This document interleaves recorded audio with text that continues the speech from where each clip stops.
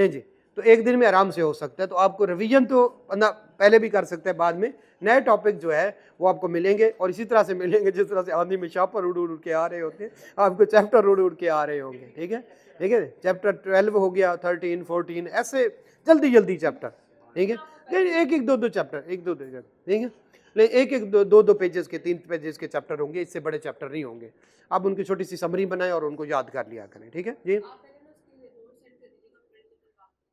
हाँ अच्छा, चले वो भी कर लेते हैं। ठीक है, चले मैं जरा कह दूं,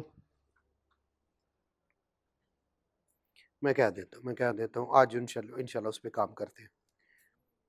अच्छा यार, ज़रा नोट्स पे काम करना है आज, जो एनालिटिकल प्रोसीजर के बाद वाले हैं। ठीक है, उस स्टूडेंट को पहले भेजने, ये कर लेते हैं आज, उस पर टाइम लगा लेते हैं। चले खैर वापस आते हैं। प्रैक्टिस क्वेश्चन कौन से वाले, ये क्यों कर रहे हैं हम, इतना क्यों टाइम ज़ाया कर रहे हैं इस पे।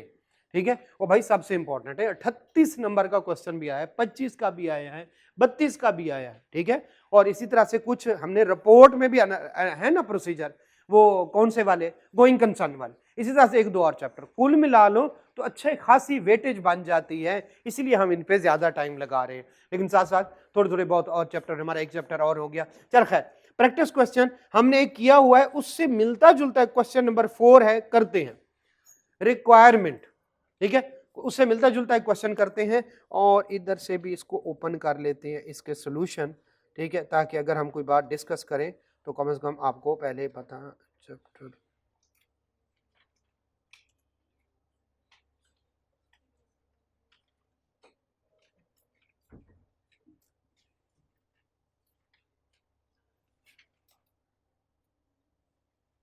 क्वेश्चन नंबर 4 है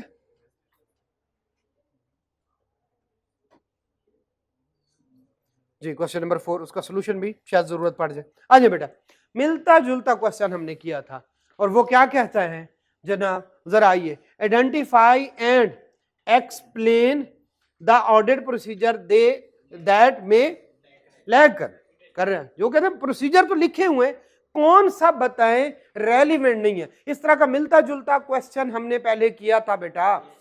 ठीक है, कौन से वाला, क्वेश्चन नंबर 6 था।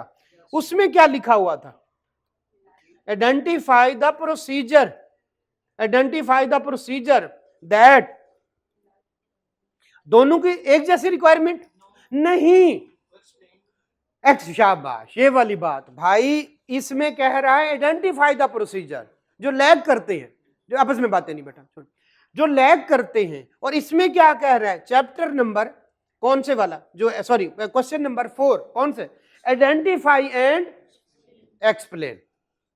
अभी चलते हैं किस पे, सॉल्यूशन में। वो रोएगा कि एक्सप्लेन नहीं किया बच्चों ने। ठीक है, देख लेते हैं, मैंने भी ओपन किया है, जरा देखते हैं, रिसेंट होती हैं तो इनके हमने ज्यादा। अ लॉट ऑफ, ठीक है, lot of examiner comment, question number कौन से वाला है, 4 ही है, क्वेश्चन नंबर 4, ये 5, हाँ ठीक है, examiner, a lot of trainee identified inland water position but did not, आ गया भाई, आपको वो कह रहा है जो वो बात करे। क्यों कर रहा हूं, पिछले और इसमें कोई फर्क नहीं, क्योंकि वो आया था पहले, वो कब आया, उसके अटेम्प्ट देखे, वो जो हमने कब, ऑटम 23 में, और हमने कर लिया। इररेलेवेंट को करना है और आगे क्या करना है, आगे उनके रेलिवेंट प्रोसीजर, 2 प्रोसीजर, एग्जैक्टली वही बात पूछी। लेकिन इस दफा क्या किया, अब ये कौन, ये कब आया है ना, बिल्कुल 2 अटेम्प्ट पहले क्वेश्चन आया और बिल्कुल उसकी डिटो कॉपी उसने अगली दफा दे दी। लेकिन उसमें एक बात वो और कर गया, कौन से वाले, आइडेंटिफाई एंड, भाई बार बार पढ़े रिक्वायरमेंट को, और उसने पहली बात लिखी बट डिड नॉट। भाई क्यों, पिछला क्वेश्चन कॉपी पेस्ट ऑलमोस्ट है, लेकिन वो क्यों आपको मार्क्स दे जब उसने जो पूछा है वो नहीं बता रहे। तो आइडेंटिफाई और audit procedure, identify and explain. तो अब आप इररेलेवेंट को आइडेंटिफाई भी करोगे और साथ में एक्सप्लेन भी करेंगे ये क्यों इररेलेवेंट है।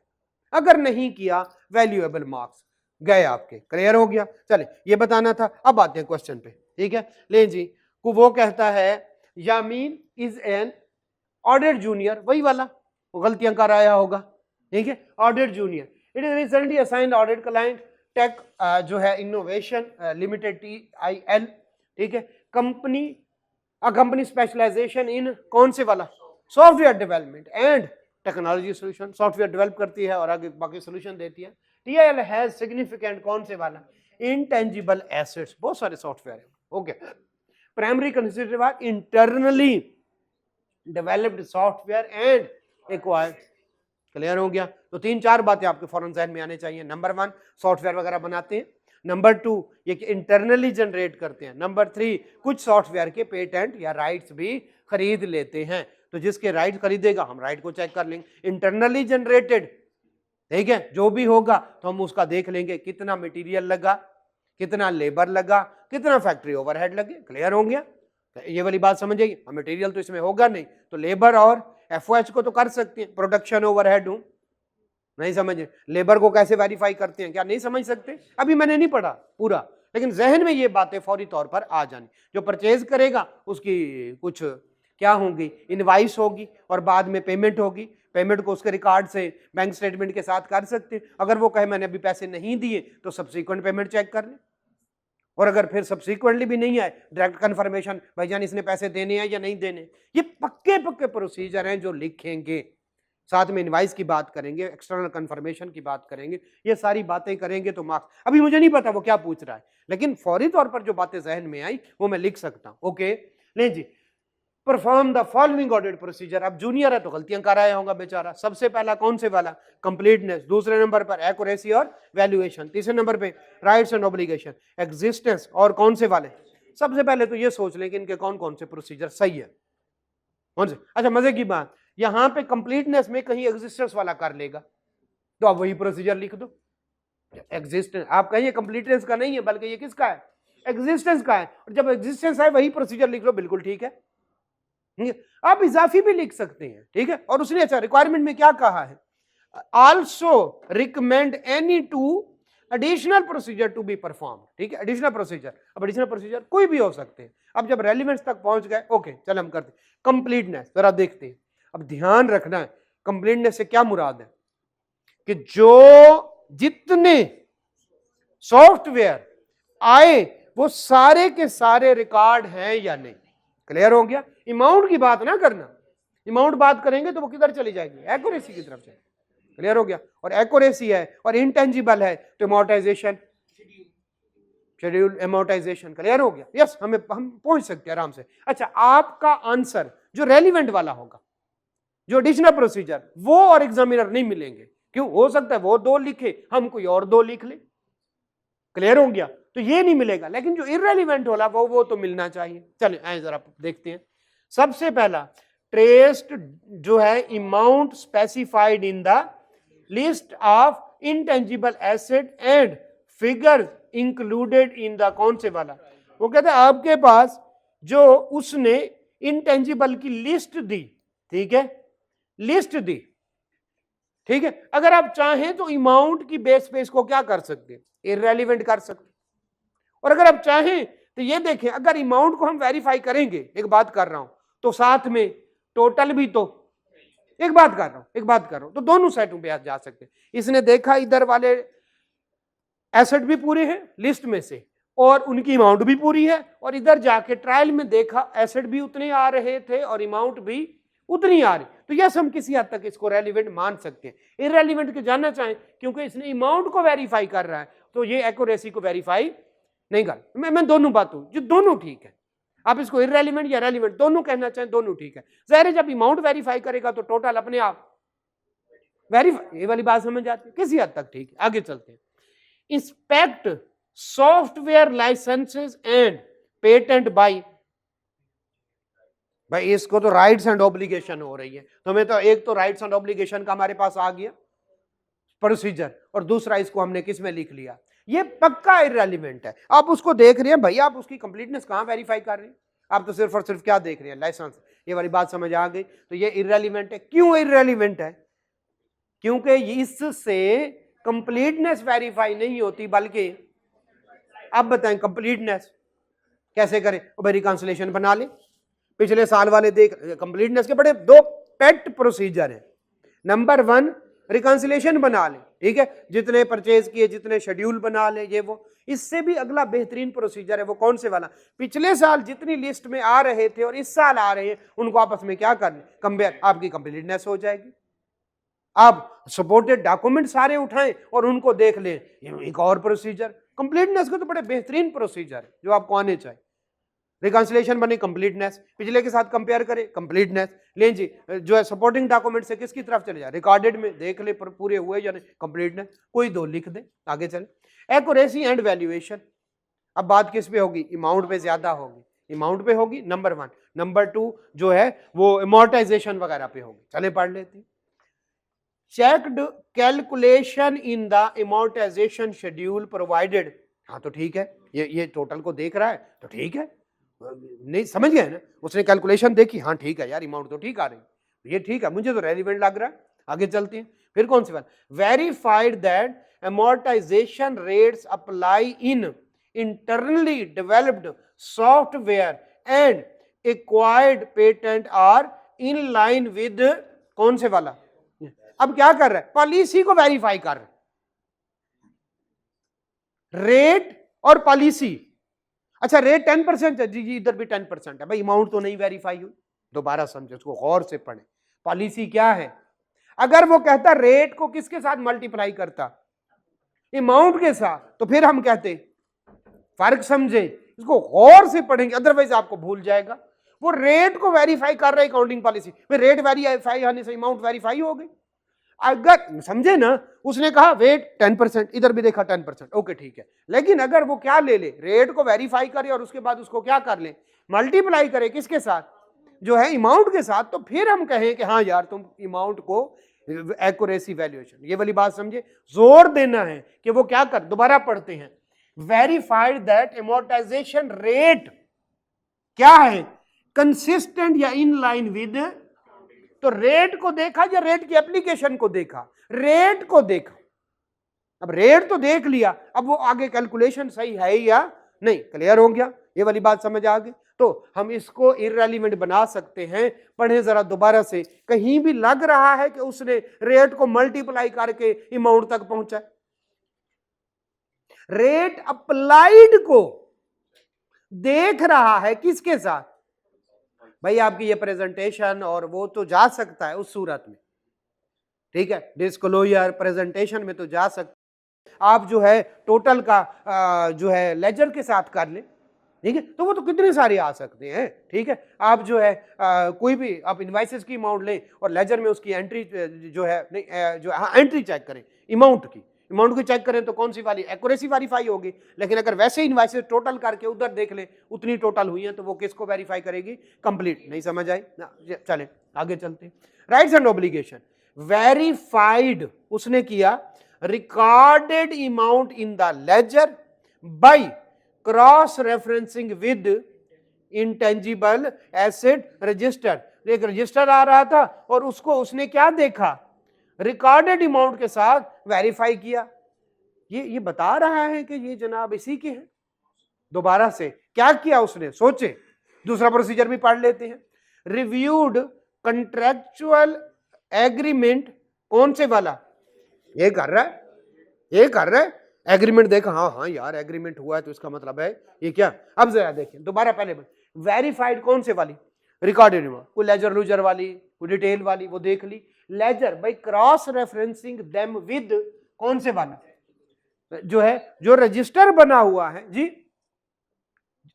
दोबारा से, जो रजिस्टर बना हुआ है कौन से वाला, फिक्स एसेट का, इंटेंजिबल का, उसको देख लिया किसके साथ, रिकॉर्डेड। अब ये कंप्लीटनेस तो हो सकती है, मैं उसे उधर जाके लिस्ट में देखूं और फिर अमाउंट किधर जाके देखूं और फिर अमाउंट पे ज्यादा जोर है तो ये एक्यूरेसी तो हो सकता है, लेकिन ये हरगिज देखिए मेरी बात सुन, ये मेरे पास लिस्ट है, इधर मेरे किस में है, लेजर ही है ना, हाँ लेजर, ये मेरे पास लिस्ट है, इसमें मैं देखता हूं, अच्छा इधर 8 आ रहे हैं, लेजर में भी 8 आ रहे हैं, कंप्लीटनेस।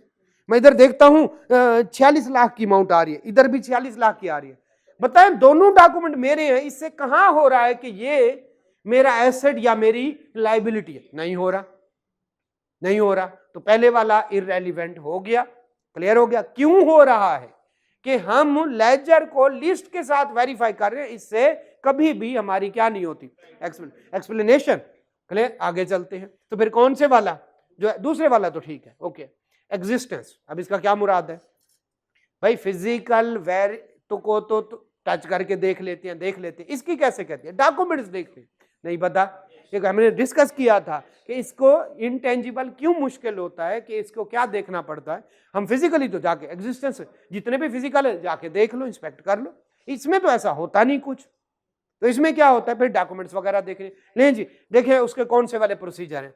ऑब्टेन टेंजिबल एसेट का register, trace the recorded amount in acquisition, जो है सॉरी टू एक्विजिशन डॉक्यूमेंट। उसने क्या किया? रजिस्टर लिया, अब ये डॉक्यूमेंट चेक कर रहा है, डॉक्यूमेंट चेक कर रहा है। किसी हद तक हम कह सकते हैं, ठीक है, कि ये जनाब, क्योंकि इसको फिजिकली हम देख नहीं सकते ना, तो इसके डॉक्यूमेंट ही देखते हैं। आगे देखते हैं फिर कौन? Obtain management representation that all intangible asset are disclosed. भाई तो अगर वो कहे, अगर वो मैनेजमेंट रिप्रेजेंटेशन देते कि ये सारे के सारे क्या हैं, ठीक है, एंड टीएल होल्ड्स जो है वैलिड लाइसेंस फॉर देम, पहला तो डिस्क्लोजर हम चेक ही नहीं कर रहे, क्या हो रहा है? दूसरा, वैलिड लाइसेंस से हमें किसी हद तक बात आती है, लेकिन कभी भी मैनेज रिप्रेजेंटेशन अकेला ये सबसे वीक है कि हम कहे सच कहूंगा, सच के अलावा कुछ नहीं कहूं। तो मैनेजमेंट रिप्रेजेंटेशन यहां पे मुश्किल हो सकता है। ऊपर वाले को मैं क्यों कह रहा हूं? उसने रजिस्टर लिया और उसको क्या किया? रिकॉर्डिंग। किसी हद तक रेफर हो सकता है, क्यों? क्योंकि इनटेंजिबल को हम किस में देखते हैं? डॉक्यूमेंट्स वगैरह में देखते हैं। और अगर ये क्या करता, अगर ये लेता कोई जो है इनवाइस और उसको चेक करता किस में? लिस्ट में, और उसको फिर किस में चेक करता? लेजर, और अच्छा होता। लेकिन जो इनटेंजिबल होता है उसकी एग्जिस्टेंस डॉक्यूमेंट से होती है, ये ज्यादा बेहतर है। और मैनेजमेंट रिप्रेजेंटेशन इतना अच्छा, जो आप कहें, एक तो डिस्क्लोजर के बारे में लिखा, वो एग्जिस्टेंस नहीं है, और दूसरा मैनेजमेंट रिप्रेजेंटेशन कभी भी अच्छा नहीं होता। क्लियर हो गया? अगर इस तरह से लिखें कि मैनेजमेंट रिप्रेजेंटेशन किसके मुकाबले में? लाइसेंस के बारे में, तो ये रेलिवेंट हो सकता है। दोनों बातें, नंबर वन मैनेजमेंट रिप्रेजेंटेशन को इतना अच्छा, मैं दोनों बता रहा हूं, कोई एक तरफ नहीं ले जाता। मैनेजमेंट रिप्रेजेंटेशन को इतना अच्छा रेलिवेंट डॉक्यूमेंट, एविडेंस, प्रोसीजर नहीं है, पहली बात। दूसरी बात, मैनेजमेंट रिप्रेजेंटेशन ज्यादा किसके बारे में? डिस्क्लोजर के बारे में दे रही है, तो ये नहीं है। हाँ, इसके हक में जानना चाहें कि मैनेजमेंट भी किसके बारे में बात कर रही है? लाइसेंस के बारे में। और लाइसेंस से क्या मुराद है? इन्होंने वो लिया हुआ है, इनका उस पर राइट है। दोनों सूरतों में जा सकते हैं कि एक वीक है, वो नहीं है, कोई और प्रोसीजर, या इसके कोरोबोरेटिव, पता नहीं क्या कहते हैं, कोई अल्टरनेट साथ में सपोर्टिंग डॉक्यूमेंट, दोनों ठीक है। इस मामले क्या है? दोनों ठीक। अगर आप इसको इसके साथ जोड़ते हैं, दोनों ठीक है। इसको इसके साथ जोड़ते हैं, और मैनेजमेंट रिप्रेजेंटेशन ओवरऑल को इतना अच्छा प्रोसीजर, दोनों ठीक है। मैं बार बार क्या, दोनों ठीक है। जहां भी मैनेजमेंट रिप्रेजेंटेशन आए, वो आप वीक कह के उसको इग्नोर भी कर सकती हैं कि कोई और प्रोसीजर परफॉर्म करो, ठीक है। और आप उसको क्या करते हैं, उसके हक में भी जा सकते हैं। ये दोनों ठीक है, दोनों ठीक है। ओके, आगे चलते हैं। फिर कौन से वाला? Presentation. Presentation confirm that any relevant are जो sorry revaluation and impairment adequately disclose as per IAS 38 होता है, ये तो रेलिवेंट हो गया। आगे बढ़ते हैं। Reviewed acquisition agreement to identify को terms and condition as amortisation period, right. तो अच्छा, उसने एग्रीमेंट देखा और फिर उधर से देखा जो टर्म्स एंड कंडीशन लिखी हुई हैं, और rights, period, legal rights, amortisation, ये दोनों रेलिवेंट लग रहे हैं मुझे, ठीक है। नंबर वन कौन से वाला? ये तो बिल्कुल ठीक है ना, IAS 30 और IFRS के मुताबिक डिस्क्लोज है। दूसरा, उसने देखा जितने जो है agreement to identify terms and condition, बाज दफा टर्म्स एंड कंडीशन को भी क्या करना पड़ता है? डिस्क्लोज करना पड़ता है, ठीक है। ये दोनों मुझे किसी हद तक जो है रेलिवेंट लग रहे हैं, बिल्कुल ठीक है। उसने क्या एग्रीमेंट देखा ताकि क्या देख सके, ठीक है, terms and condition. Terms and condition अक्सर, इसको अंडरलाइन कर दे, वो भी डिस्क्लोज में आती है। तो यस, प्रेजेंटेशन एंड डिस्क्लोजर किसी हद तक ठीक है। अच्छा, जो पिछला क्वेश्चन था उसके कितने मार्क्स थे? 12। और इस दफा कितने मार्क्स हैं? 13। एक तो मार्क्स एक बढ़ गया, और दूसरा जैसे जैसे आगे जा रहा है वो मार्क्स क्या करता जा रहा है? कम करता जा रहा है, और जो है लिखना ज्यादा पड़ रहा है। तो यस, ये बिल्कुल ठीक है, एक एक आपको आ जाना चाहिए। और इस दोनों में क्या डिफरेंस था, जो असल चीज है वो कौन से वाले, आइडेंटिफाई और एक्सप्लेन। जो असल, अगर अगली बात हमें पता चली टर्म्स एंड कंडीशन, अगली बात हमें पता चली कौन से वाली, मैनेजमेंट रिप्रेजेंटेशन। क्लियर हो गया, बाकी निस्बतन आसान थे। अच्छा, जो जो इनके एक्चुअल प्रोसीजर है वो तो लिख लेंगे अगर याद किया, यहाँ पे रट्टा काम आता है, यहाँ पे रट्टा काम आता है। चले पीछे चलते हैं क्वेश्चन नंबर 1 पे। आ जाए बेटा, क्वेश्चन नंबर 1 ये कब आया है, नीचे चलते हैं। क्वेश्चन नंबर 1 आया है इसी साल, इसी साल आपसे पिछली अटेम्प्ट। यस, इसका मतलब है ये ताजा ताजा क्वेश्चन है, हमें जरूर करना चाहिए। चलें आ जाए, ठीक है। अच्छा, मैं आज जो है जितने भी हो जाएंगे उसके बाद मैं फुल स्टॉप लगा दूंगा, आप करते रहेंगे डेली के 2 क्वेश्चन। और जो समझ ना आए वो आप मुझसे अलग से टाइम लेके, ठीक है, अगर सबका एक ही मसला हो तो क्लास में डिस्कस कर लेंगे। हमने कोई 12-14 क्वेश्चन, तो अगर आज 2-4 और हो जाते हैं तो 10-12 क्वेश्चन हमने कर लिए। अब 40 तो नहीं हो सकते, क्लास में 40 नहीं हो सकती, आप करेंगे थोड़ी बहुत, आपको जो है वो बेस दे दिया है। आज क्वेश्चन मिलता जुलता भी आने लग गए। चले, तो अब वो क्या करता है, यूर फर्म, पहले तो रिक्वायरमेंट, इसी के रिक्वायरमेंट 8 कौन से वाले, substantive audit procedure can perform in above situation. अब सिचुएशन कितनी है, 1, 2, 3 और 4। इसका मतलब है हर एक सिचुएशन का एक नंबर। बड़ा अच्छा किया उसने, 8 नंबर दे दिए। ये पहली दफा हुआ है कि किसी हद तक वो चीजें बेहतर बता रहा है। 8 प्रोसीजर कहे, वरना कहता है जो है अब आप कुछ प्रोसीजर लिखो, कोई नंबर नहीं बताता। यहाँ पे 8 बता दिया, बहुत अच्छा। अच्छा, अब हम इसका पहले थोड़ा सा पोस्टमार्टम करेंगे। 8 प्रोसीजर लिखने हैं, 2 इसके 2 इसके 2, अगर इसके होता है तो 3 लिख दो, इसके ज्यादा है तो 3 लिख दो, कोई मसला नहीं। 8 प्रोसीजर कम से कम लिखने हैं। और उन्होंने, हमारा जहन कह रहा है इसके 2 प्रोसीजर, इसके 2 प्रोसीजर, इसी तरह से, मतलब 4 सिचुएशन जो है, लेकिन इतना ऐसे कहा नहीं है। तो अगर हम इसके 3 लिख दें और 1 लिख दें, शायद हमारा काम चल जाए। अगर नहीं आ रहा, अगर इसका 1 प्रोसीजर जहन में आ रहा है और इसके 3 आ रहे हैं तो लिख दो, क्योंकि टोटल कितने लिखने हैं। और लेकिन अगर जो अच्छा स्टूडेंट होगा वो इसके 2 लिखेगा, इसके 2, और बताएगा 1 इसकी इनवाइस नंबर क्या है, ये इसके 2 प्रोसीजर है। फिर इसकी इनवाइस नंबर क्या है, कोई भी कह ले, इसकी डेट दे दे, इनवाइस डेट कोई भी देख ले, मैं उसके बारे में ये प्रोसीजर लिखने लगा, उसका क्वेश्चन अच्छा बन जाए। खैर, अब डिस्कस करते हैं।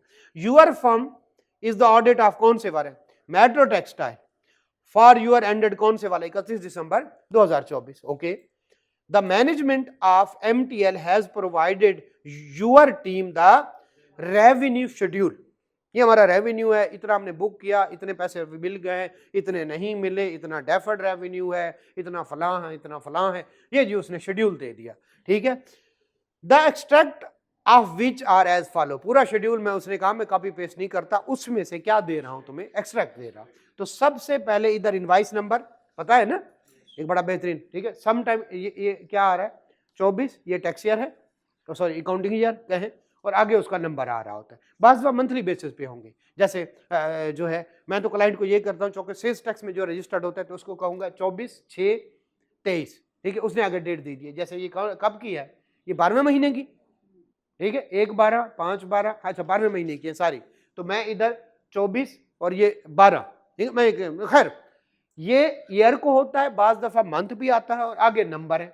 इसका मतलब है शुरू में आई, उसके बाद ये वाली, उसके बाद ये वाली, और उसके बाद ये वाली इनवाइसेस, नंबर इनके, ठीक है, खैर इनवाइस नंबर हमें पता चल गया। उसके बाद क्या है, customer name ABC fashion, retail direct limited, और कौन से वाले, स्टाइल ME, और कौन से वाला, टैक्स कॉर्प यूरोप। ये 4 क्लाइंट है, ठीक है, जिनको इनवाइस इशू की गई है। इनवाइस की डेट है 1/12/2024, फिर कौन से वाली 15/12/2005, सॉरी, और फिर कौन से वाली 10/12, और फिर कौन से वाली, और कुछ करे ना करे मैं इस पे कट ऑफ जरूर लगाऊंगा। इसके बाद भी कोई है, कम से कम इस पे मैं कट ऑफ लगाऊंगा, वो सोल्यूशन में कहे ना कहे, क्योंकि ये इमीडिएटली ईयर एंड, ठीक है, और ईयर एंड भी मेरे ख्याल में 31 दिसंबर है ना, बस बात खत्म होगी। मैं इस पे तो कट ऑफ वाले प्रोसीजर जरूर लिखूंगा। आगे चलते हैं, फिर कौन से वाला, ठीक है, बात समझ रहे हैं क्यों पोस्टमार्टम करना जरूरी है, पहले क्वेश्चन को समझे, बहुत सारे प्रोसीजर उसी में से निकल आएंगे। जैसे ऊपर वाले हमने क्वेश्चन को पढ़ा के वो सॉफ्टवेयर बनाता है, ठीक है, और साथ में परचेज भी करता है, इंटरनल जनरेट भी करता है, ठीक है। तो हमारे जहन में अब पक्की बात होगी कि टेंजिबल एसेट इनके ज्यादा नहीं होंगे, बल्कि ज्यादा क्या होंगे, इंट। फौरी तौर पर आपके पास आधे क्वेश्चन आपके जहन में फैले आ जाए। रेवेन्यू टाइप, इनको एक्सपोर्ट किया है, इसको इधर रिटेल सेल किया, इसको किस में, होलसेल। रिटेल और होलसेल में फर्क होता है, होलसेल में डिस्काउंट वगैरह देना पड़ता है और बाज दफा जो है उनको ज्यादा जो है एक तो डिस्काउंट देना पड़ता है, दूसरा रिटेल में उधार नहीं चलता और जो होलसेल में है वो क्या चलता रहता है, ज्यादा जो है वो उधार भी चल रहा होता है, मतलब आप क्या देते हैं, क्रेडिट जिसको कहते हैं। नहीं जी, फिर कौन से वाला, एक्सपोर्ट। लें जी, और कुछ पूछे न पूछे, इसके और इसके मैं एक्सपोर्ट डॉक्यूमेंट जरूर चेक करूंगा। नहीं, जाहिर एक्सपोर्ट जो कर रहा है तो कोई लेटर ऑफ क्रेडिट बना होगा, ठीक है, कोई एलसी ओपन हुई होगी, कोई कमर्शियल इनवाइस होगी, कोई गुड्स डिक्लेरेशन, कोई पता नहीं क्या क्या इस तरह के। अगर वो डॉक्यूमेंट्स नहीं आते तो कम से कम एक्सपोर्ट के डॉक्यूमेंट चेक करूंगा, क्योंकि हो सकता है एक्सपोर्ट, अच्छा फिर उसमें टैक्सेस होती है और बड़ी चीजें होती है, खैर वो आपके टैक्स का मामला। फिर कौन से वाली, इनवाइस की अमाउंट, ये मिलियंस में है, 50 मिलियन, 90 मिलियन, फिर कौन से वाली 100 मिलियन और 25 मिलियन। तो इसको मैं इनवाइस से देख सकता हूँ क्या वाकई इतने की बनी है या नहीं बनी, और कुछ नहीं। अच्छा इतनी है, सब्सिक्वेंट को पेमेंट हो ना हो, मेरे जहन में है ये सारी 12वें महीने में हो रही है, तो सब्सिक्वेंट पेमेंट किस में, जनवरी में, अगस्त में, सॉरी जनवरी में, फेब में, मार्च में, क्लियर हो गया। तो यस, ये मैं तो देख सकता हूँ ना सब्सिक्वेंट पेमेंट, कुछ ना कुछ मेरे जहन में आने, 8 प्रोसीजर है, चले देख लेते हैं। फिर कौन से वाला, रेवेन्यू रिकॉग्नाइज्ड, इसका क्या मतलब है, पेमेंट आ गई या हमने बुक कर लिया, बुक कर लिया, शाबाश। 50 है तो 50 कर लिया, इसका कितना है 90 है तो 90 कर लिया, और इसका कितना है 25 है 20। इसका क्यों नहीं किया, इसका कोई मैंने डेफर्ड रेवेन्यू रख लिया, ये क्या बोला, क्या फर्क है दोनों, बाकी सबका इसी टाइम बुक कर लिया, इसका 100 में से 60 कर लिया और 40 नहीं किया। कोई प्रोसीजर परफॉर्म करने होंगे, कोई कोई कोई कोई कोई पार्ट होगा जो अभी मैंने परफॉर्म करना होगा, है ना। तो कहते हैं ना वो एक होता है कंप्लीशन स्टेज, कंप्लीशन स्टेज, ठीक है। मैंने इनको कह रहा हूं कि जनाब मैं आपको बिल्डिंग बना के दूंगा, वो कहते हैं ठीक है बना दे। मैं जैसे 30 जून आया या 31 दिसंबर आया तो वो 40%, इसकी सूरत 60% कंप्लीट है, तो मैं उसको इनवाइस कितने की करूंगा, 60 की, और 40 को क्या करूंगा, डेफर्ड रेवेन्यू। बात समझे, इसमें बात समझे कि भाई उसको पूरी इनवाइस में कैसे कर सकता हूं, इनवाइस तो मैंने 100% किया, लेकिन अपने पास रेवेन्यू कितना रिकॉग्नाइज किया हुआ जो है 60 का, और बाकी अच्छा बाकी छोड़ दे। तो इसका मतलब है जब मैं बाद में जाऊंगा जनवरी में, फरवरी में, मार्च में, तो मजीद कुछ काम हो चुका होगा। अगर मजीद काम हो चुका होगा तो मजीद जनवरी की इनवाइस, फरवरी की इनवाइस, ये वाली बात समझे। तो सब्सिक्वेंटली मैं इसको क्या कर सकता हूं, चेक कर सकता हूं। अच्छा ये बताएं, मैंने 100 की इनवाइस के रेवेन्यू रिकॉग्नाइज किया कितने का, 60 का, मैं उनकी पॉलिसीज दे सकता हूं। भाई मुझे पॉलिसीज दिखाओ, आपने रेवेन्यू 100% क्यों रिकॉग्नाइज नहीं किया, और जब वो पॉलिसी बताती है तो मैं उसको इनके साथ कंट्रैक्ट के साथ भी तो देख सकता हूं, क्या इनके साथ ऐसा ही कंट्रैक्ट हुआ है। इतनी सारी बातें जहन में आ रही, ऐसा है या नहीं।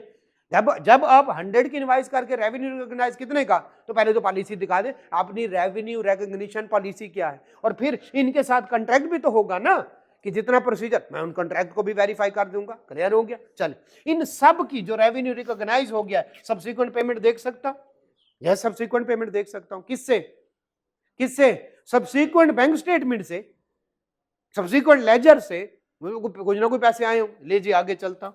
फिर क्या, पेमेंट रिसीव्ड, बस बात ही खत्म हो गई। जब ये 50 है और इसकी पेमेंट ही कितनी हो गई, मैं बैंक में देखूंगा, बात ही खत्म हो गई। बेहतरीन प्रोसीजर होता है, मैंने पहले भी बताया था, बेहतरीन प्रोसीजर। इसकी पेमेंट कितनी आ गई, 30 का क्या करूं, एक्सटर्नल कंफर्मेशन भाई रिसीवेबल होगा अभी, क्लियर हो गया। अच्छा नंबर 1 एक्सटर्नल कंफर्मेशन, नंबर 2 उसके बाद वाली पेमेंट, इनकी तो आ गई है ना, ये तो बैंक स्टेटमेंट से चेक करूंगा, ये वाली बात पिक नहीं कर रहे भाई, इनकी तो पेमेंट आ गई है, जो इसकी कितनी बाकी है 30, एक्सटर्नल कंफर्मेशन भेज दूंगा, एक्सटर्नल कंफर्मेशन सब्सिक्वेंट पेमेंट। ये तो सारा जो है कब हो रहा है, 31 दिसंबर को ना, ये इतनी पेमेंट आ गई, इसकी कितनी पेमेंट आ गई है, 60 की 60 आ गई है, ठीक है 60 आ गई है, तो इसको एक्सटर्नल कंफर्मेशन ना लिख देना, क्लियर हो गया। 60 रिकॉग्नाइज किया, 60 का 60 आ गया है, तो फिर इसके जो एक्सटर्नल कंफर्मेशन लगे वो तो बेवकूफ है, 60 के 60 आगे मैं बैंक से देखूंगा, क्लियर हो गया। चले आगे चलते हैं। फिर कौन से वाला, इधर कौन से वाला, ये जी रेवेन्यू रिकॉग्निशन, ये भी शिपिंग के टाइम होता है, ये भी शिपिंग के टाइम होता है, और ये जब सेल होती है उसी टाइम पे क्या कर लेता है रिटेल कैश सेल। इसका क्या है, ओवर द टाइम ऑफ, जैसे जैसे कंट्रैक्ट गुजरता जाएगा वैसे वैसे मैं जो रेवेन्यू रिकॉग्नाइज, तो वही टर्म्स एंड अकाउंटिंग पॉलिसी और उनके साथ कंट्रैक्ट के साथ अगर चीजें मैच हो रही है, दो से भी कहीं ज्यादा प्रोसीजर हमारे जहन में आ गए, सिंपल हो जाएगा। तो ये आसान क्वेश्चन था, आसान क्वेश्चन था। ले जी, अगर आसान क्वेश्चन था तो देख आसान है या नहीं, अब कर सकते हैं इसको ना, आसान है या नहीं, इसको क्या। ले जी, हम जल्दी से जाते हैं और इसके सोल्यूशन पे देखते हैं कि वो क्या कहता है। आ जाए क्वेश्चन नंबर 1, पासिंग परसेंटेज किधर है, दी गई नहीं, अभी नहीं है ना, अच्छा इसके वो भी नहीं है, एग्जामिनर कमेंट्स भी नहीं है, अगर होते तो फिर हम पढ़ते। यकीनन स्टूडेंट इसको समझ नहीं सके होंगे, क्या करो, इतने सारे टेबल बने हुए हैं, कुछ समझ ही नहीं आ रही, तो भाई पोस्टमार्टम कर, इतने सारे टेबल दे दिए, अब इसका करूं, इसका करूं, इसको चेक करूं, भाई हर एक को अलग अलग करो, ठीक है। सब्सिक्वेंट पेमेंट हर एक में आएगी, लेकिन कोशिश करें कि एक में लिखें, हर दफा subsequent payment subsequent payment subsequent payment, तो आपके चार प्रोसीजर तो हो गए, नहीं ऐसा ना कीजिएगा, ठीक है। तो कह दें नीचे इन सब की हम क्या करेंगे, लेकिन इसकी जिसके सब्सिक्वेंट पेमेंट की किसने, वो गलत है, क्योंकि इसकी तो सारी की सारी पेमेंट पहले बैंक स्टेटमेंट से, जितने हैं उनकी बैंक स्टेटमेंट जिनको रिसीव हो चुकी है, नाम लिखें। अच्छा, मैं इनवाइस नंबर लिखूं या एबीसी फैशन लिखूं, ये ज्यादा बेहतर है। एबीसी फैशन की, इसकी और इसकी मैं जो है बैंक स्टेटमेंट चेक करूंगा, इसको मैं डायरेक्ट कंफर्मेशन भेजूंगा, और के बाद में सब्सिक्वेंट पेमेंट क्या करूंगा, चेक करो कि अलग अलग लिखने की कोशिश करें, अलग अलग लिखने की कोशिश, ठीक है। और दो तीन और प्रोसीजर भी आप लिख सकते हैं। सेल्स वाले क्या होते हैं भाई, इनवाइस लें, उसकी क्या चेक कर लें, जो है वो बुकिंग चेक कर लें, डॉक्यूमेंट्स लें, कंप्लीटनेस, सेल है ना, रेवेन्यू है, तो रेवेन्यू वाले बाकी प्रोसीजर भी आ सकते हैं। ये वो प्रोसीजर जो एग्जैक्टली रेलिवेंट थे मैंने आपको बता दी। सेल्स वाले प्रोसीजर पता है कैसे करेंगे कि जनाब इसको, अच्छा यूं समझ लें, इस बंदे को सेल हुई है, एक्सपोर्ट के तो डॉक्यूमेंट है, इस बंदे को रिटेल सेल हुई है इतने की, मुझे बताएं कैसे चेक करेंगे भाई, sale order, invoice, good dispatch note, और उस किसमें, लेजर में बुकिंग। ये तो सिंपल प्रोसीजर है ना सेल वाले, कोई जहन में ना आ रहा हो तो ये वाला लिख दे।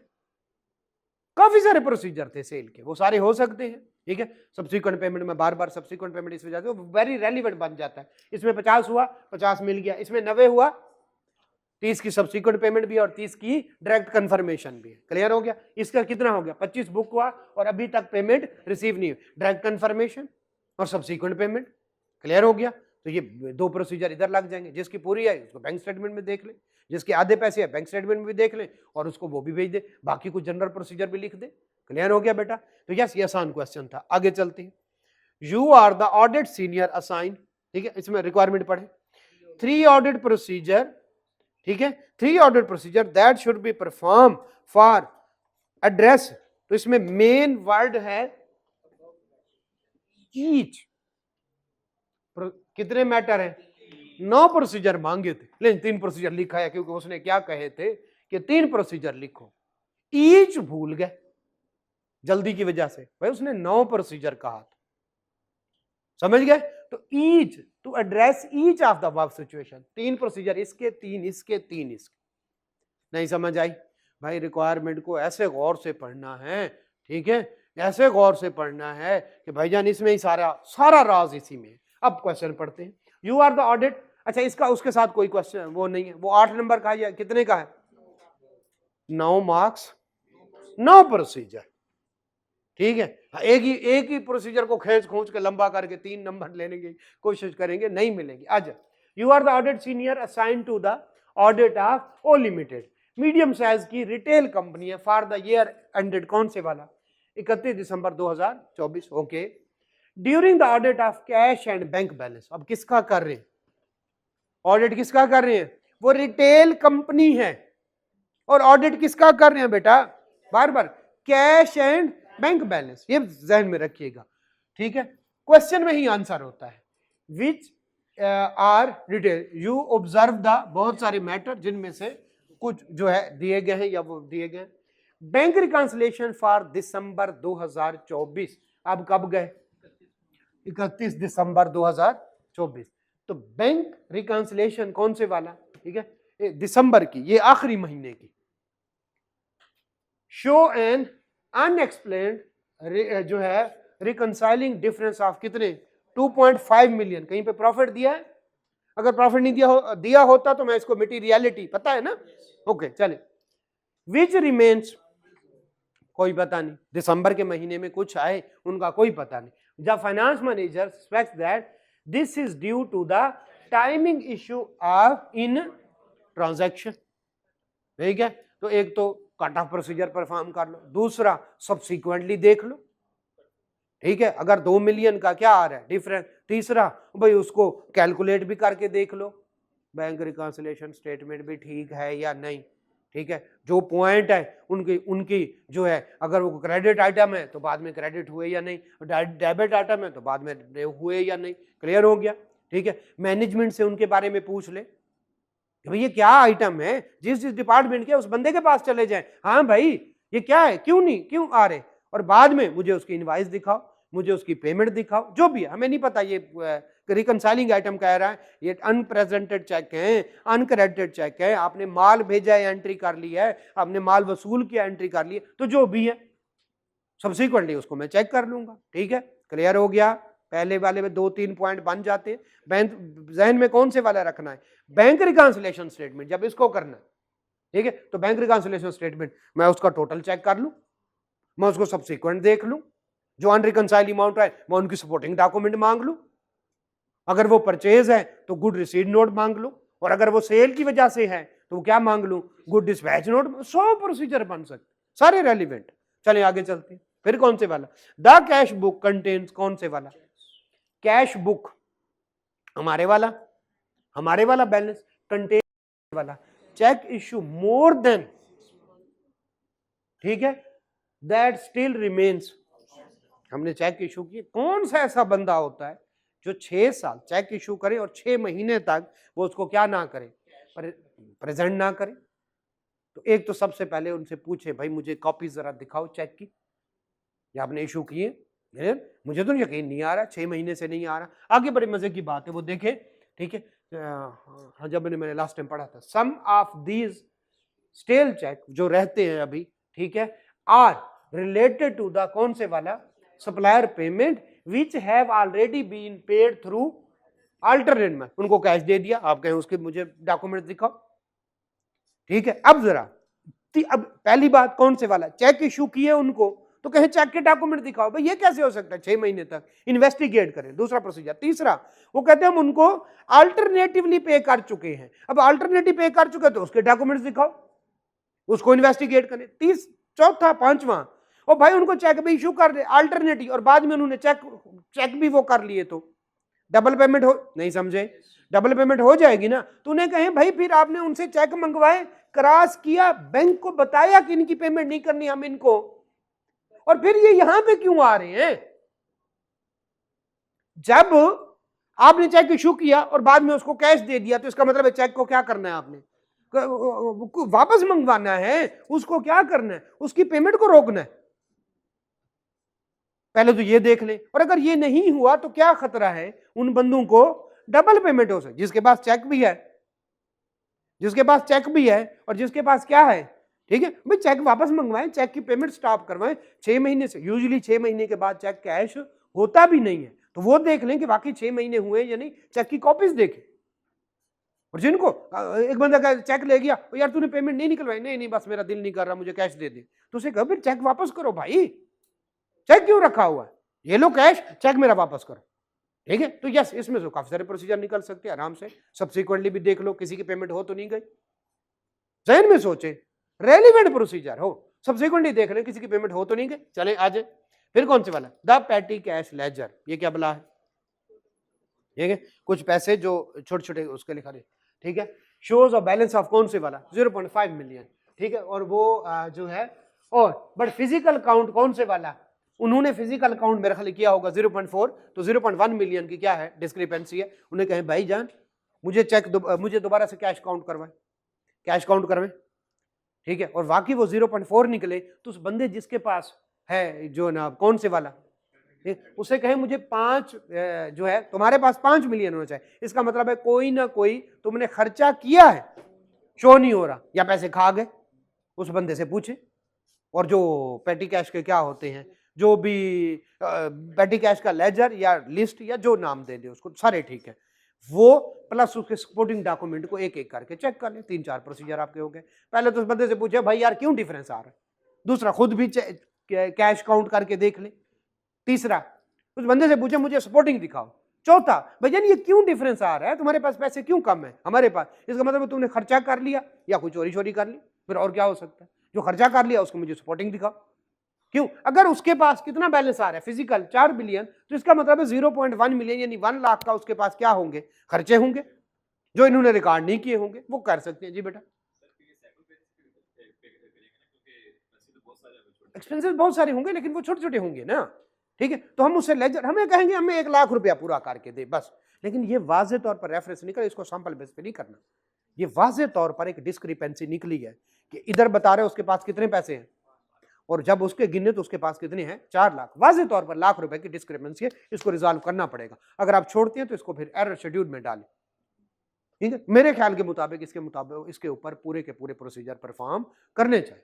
क्लियर हो गया बेटा, निस्बतन आसान, कुछ हद तक दिमाग अगर खुला है और प्रोसीजर है तो रेलिवेंट, अब रट्टे वाला काम नहीं चलता, जो रेलिवेंट प्रोसीजर है आप सोच के बता सकते हैं। चले आगे चलते हैं, फिर कौन से वाला, अगला क्वेश्चन इंतहाई आसान, ये कब आया है, कौन से वाला, ऑटम 2024 में, कितने मार्क्स का, 6 नंबर का, 6 नंबर का। ऑडिट प्रोसीजर बताएं किसकी, वर्क इन प्रोसेस के लिए जी, तो इसका मतलब है रट्टे वाला क्वेश्चन ऑटम 24 में आया तो ऑटम 25 में भी आ सकता है, आ सकता है। 6 नंबर सीधे सीधे, कुछ भी नहीं करना आपने, सिर्फ और सिर्फ वर्क इन प्रोसेस के 6-7 वहां पे प्रोसीजर लिखे, उनको कॉपी पेस्ट करके बता दे बस, और कुछ भी नहीं।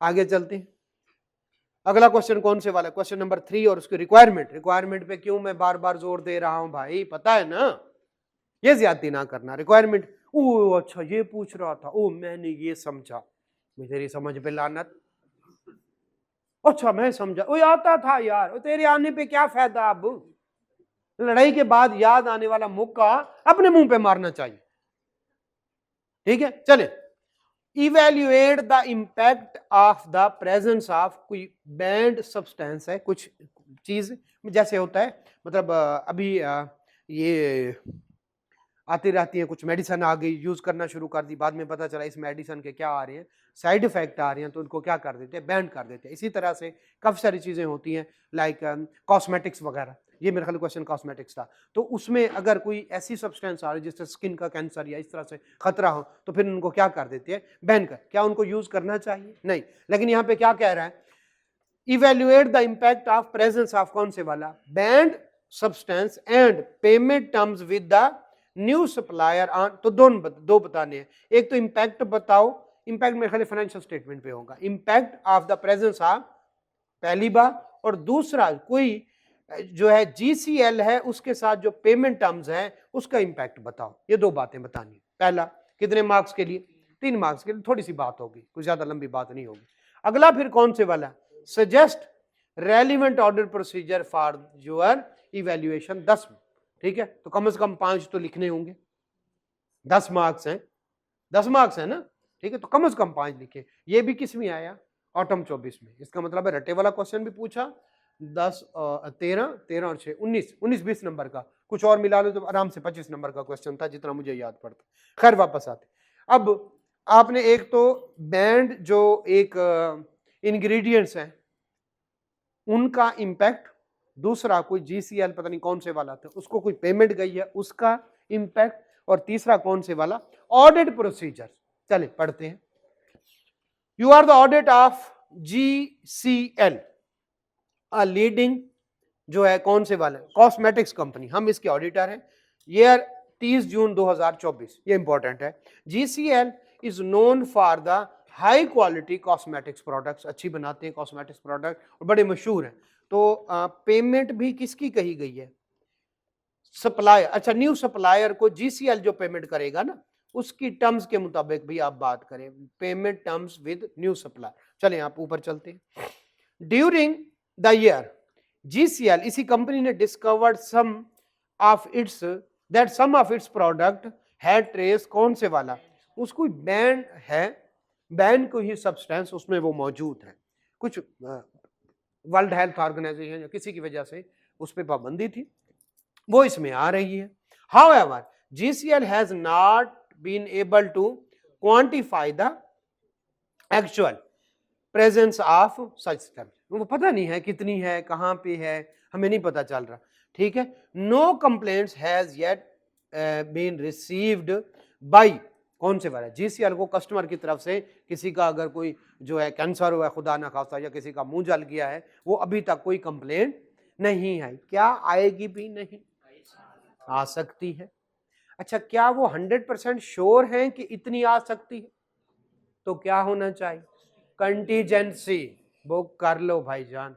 पहली बात हमें हाथ आ गई कि जनाब आपकी कॉस्मेटिक्स में कुछ ऐसी चीजें हैं जो बंदों के लिए नुकसानदेह हो सकती हैं, आपकी तरफ आया। अगर तो आप प्रोविजन सही, अगर तो आप सही प्रोबेबल एंड क्या था, ठीक है, रिलायबल एस्टीमेट अगर तो कर सकते हैं तो क्या डालें, प्रोविजन, और अगर ना करें तो, और यही इंपैक्ट। अच्छा, ये तो आएगा किसमें, किसमें, ये सब्सटेंट की जो है ये इंपैक्ट है, ये डालें। और ऑडिट प्रोसीजर, क्या उन्होंने प्रोविजन रिकॉर्ड कर ली है, अगर प्रोविजन रिकॉर्ड कर ली है तो उसकी जो है क्या देखें, रीजनेबिलिटी, इंडस्ट्री की एवरेज के मुताबिक या आपकी अंडरस्टैंडिंग के मुताबिक, या एक्सपर्ट, लीजिए एक और प्रोसीजर आ गया, एक्सपर्ट को हायर करें, लॉयर से पता करें, और कौन से वाला, मिडनाइट ऑफ द मीटिंग पढ़े। 4-5 प्रोसीजर तो हमें इधर ही बैठे याद आ गए। फिर कौन से, अगर कंटीजेंसी है तो देखें उसका डिस्क्लोजर, एडिक्वेट, एजम्पशन, ये वो पता नहीं कितनी बातें निकल आई इधर से, आसान था। नहीं जी, आगे चलते हैं, यहां तक ओके है, हमें इंपैक्ट भी पता चल गया फाइनेंशियल स्टेटमेंट पे क्या होगा, और आगे ऑडिट प्रोसीजर तो धड़ाधड़ आ रहे। चले, in a bid to remove कौन से वाली, band substance from its procedure, जनवरी 2024, आने वाले साल में, क्योंकि 31 दिसंबर 2024 तक साल खत्म हो गया था, 23 था 24 था 30 जून को, अच्छा इसी साल में जनवरी 2024, इसी साल में, कभी दिसंबर होता कभी जून होता, मिक्स तो होना था। लेकिन GCL signed our contract with OML, ठीक है, अ कंपनी स्पेशलाइज्ड कौन से वाला, in production of organic raw material for the cosmetic, ये स्पेशलिस्ट है, इनके साथ कॉन्ट्रैक्ट किया। तो एक तो क्या करो, हमारी प्रोडक्ट में से क्या रिमूव करो, ठीक है, बैंड सब्सटेंस रिमूव करो। दूसरा, GCL स्टार्टेड जो है प्रोक्योरिंग, खरीदना, प्रोड्यूसिंग नहीं, procuring new organic raw material for all of its product from OML। सारे का सारा डिपेंडेंट किस पे हो गया, ठीक है। अगर हम रिस्क का चैप्टर पढ़ रहे होते, अगर OML अगर ना कर दे तो आज GCL बंद, सारे का सारा, अगर रिस्क पढ़ रहे होते। फिलहाल रिस्क नहीं है, फिलहाल रिस्क की नहीं पढ़ रहे तो हम क्या पढ़ रहे हैं, हम तो ऑडिट प्रोसीजर पढ़ रहे, हम तो चेक करने जा रहे हैं। Okay, the contract specifies that OML will deliver the raw material कौन से वाला। अच्छा यहां तक छोड़ दे, मुझे इन्वेंट्री पे इंपैक्ट बता।